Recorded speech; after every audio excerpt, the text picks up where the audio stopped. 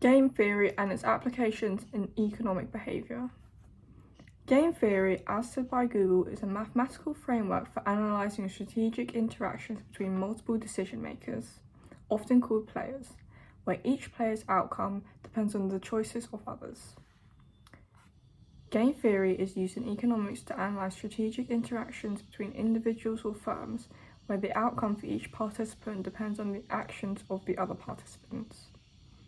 Game theory helps us find out why individuals, firms and governments make certain decisions in situations and how this may encourage other individuals to make a decision.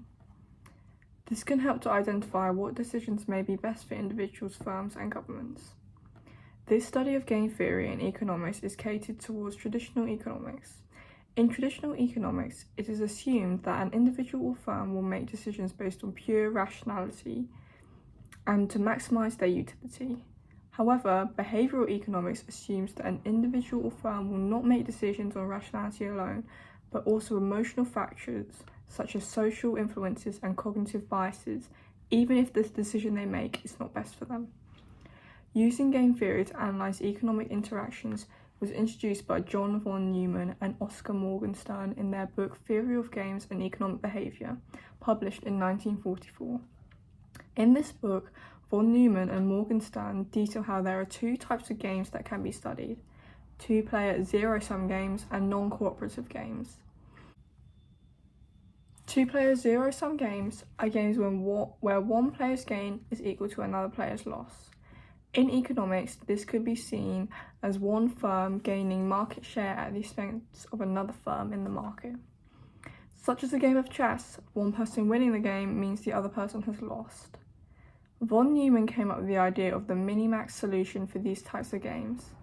When using mixed strategies, which is when a player doesn't always choose the same strategy but uses multiple to gain advantage on their opponent. This was the idea that a player could make the most of the outcome which is most disadvantageous to him.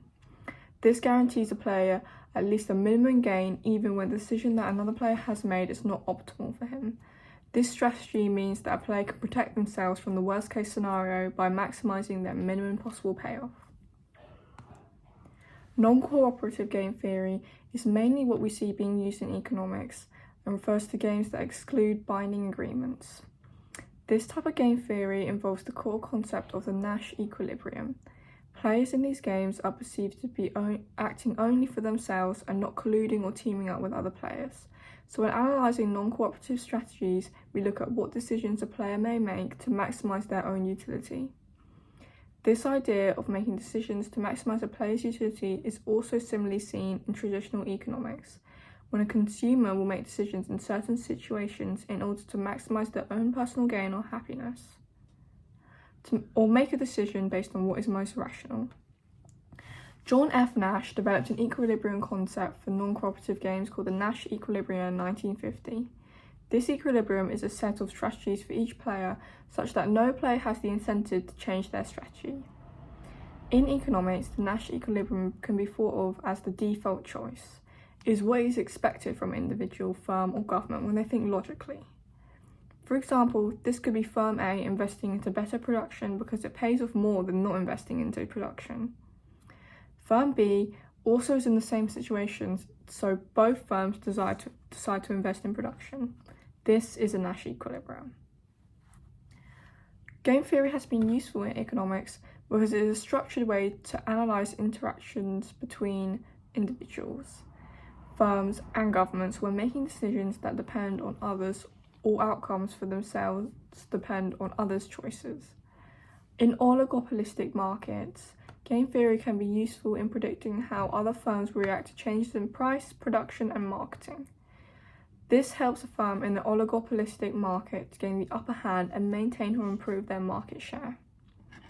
An example of this is the Cournot competition model, made by Antoine Augustin Cournot.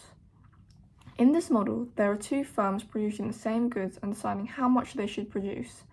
The market pricing depends on the sum of the total quantity of goods produced in the market, so changing production numbers will affect the market price and how much profit the other firm may receive. An increase in the production of the good that the two firms produce will lead to a drop in the price of the good due to the increased availability of the good. This fall in market price will be for both firms, even if one firm doesn't change their production numbers due to the competitiveness of the market, meaning that one firm will suffer from decreased profits due to these lower prices. Each firm wants to maximise their profit, and in order to do this, the two firms will settle on a production number that means neither firm can improve their profits by just changing their production numbers alone. The number that they settle on will be the Nash equilibrium of the situation. We can also see game theory being used in economics in The Prisoner's Dilemma, made by Merrill Flood and Melvin Dresser at the Research and Development Corporation in 1950. This dilemma shows why two rational entities may not cooperate with one another, even when it would benefit the both of them. The dilemma involved two suspects being accused for a crime. They must be questioned separately and cannot meet before the interrogation to collude with one another. Each of them are able to stay silent or to betray the other person by pinning the crime on the other person. If both prisoners stay silent, they will only receive 1 year of prison time. However, if one of them betrays the other and one stays silent, the prisoner that stays silent will receive 3 years imprisonment and the betrayer will walk free. If they both betray one another, they will both receive 2 years imprisonment.